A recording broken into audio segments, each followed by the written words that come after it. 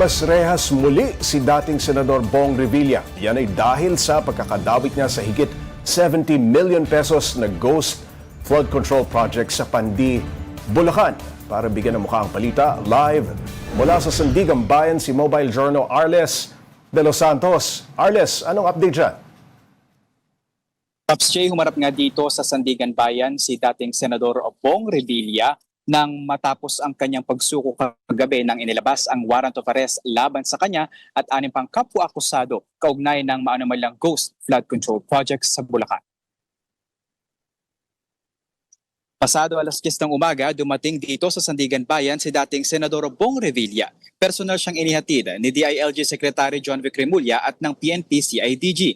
Kasama niya ang kanyang anak na si Cavite 1st District Congressman Jolie Revilla at ang may bahay nitong si Lani Mercado Revilla.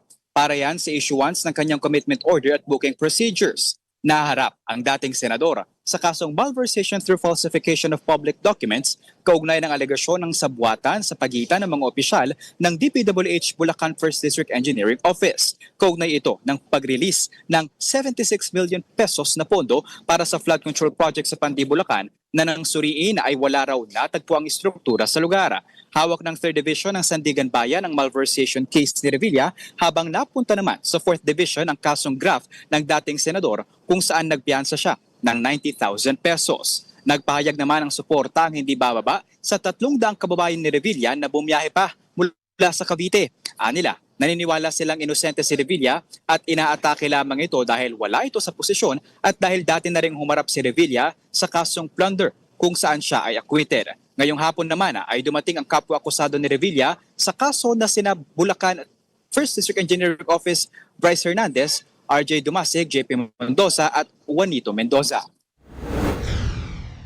Pops J, dumating na nga sa Quezon City Jail si dating Senador Bong Revilla at ayon yung magsisilbi nitong Temporary Detention Center sang-ayon na rin sa utos ng Sandigan Bayan 3rd Division. Ito, Pops J, sinasabi na DILG Secretary John Vic Remulla na magiging detention facility para sa lahat ng mga personalidad na makukulong at dadaan sa paglilitis kaugnay ng mga maanumalyang flood control projects ng pamahalaan, pati na rin yung may mga salary grade na 27 pababa. Pero umapila ang kapo ni Revilla at hiniling nga na ilipat ang dating senador sa PNP Detention Facility sa Camp Crame, pero ayon sa Sandigan Bayan, sa Biyernes pa daw, January 20, tiringgin ang apela na ito ng dating senador. Pops J. Arles, nagbigay na ba ng pahayag si Revilla kaugnay nitong pagkakakulong niya? Pops J, alam mo, kagabi pa lamang ay umaaray na itong si Revilla dahil nga ayon sa kanya tila daw walang due process ang nangyari na pag-iimbestiga sa kanya, yung pagka-implicate at yun nga, later nalabasan siya ng warrant of arrest. Kasi si Revilla, Pops J, ay hindi siya kasama doon sa mga humarap sa Independent Commission for Infrastructure sa isinasagawa nga nitong investigasyon. No? Pero kanina muli niyang binigyan diin na malinis ang kanyang konsensya sa kabila ng mga alegasyon sa kanya. Gayon din ang kanyang pasasalamat sa kanyang mga supporters na nagpunta dito sa Sandigan Bayan kaninang alas 8 pa lamang ng umaga, Pops J, no? At nanghingi rin siya ng panalangin para nga sa proseso ng kanyang paglilitis. Arles, nung dumating at umalis siya dyan, kamusta ang dating senador at mga kaanak niya?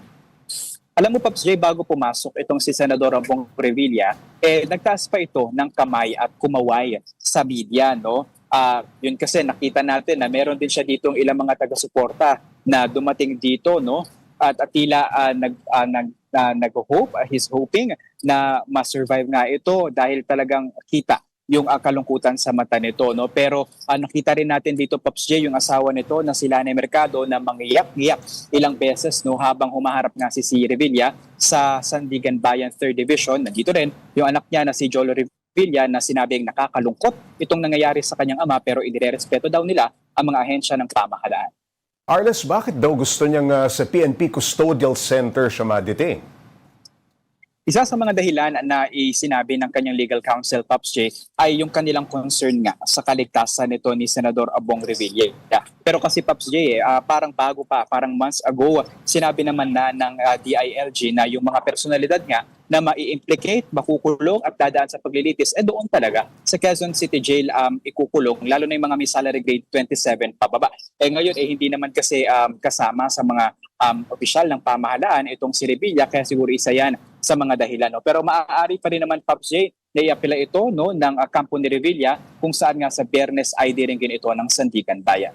Arles, itong iba pang kapwa-akusado ni Revilla na si Bryce Hernandez, doon din ba sila ikukulong sa Quezon City Jail?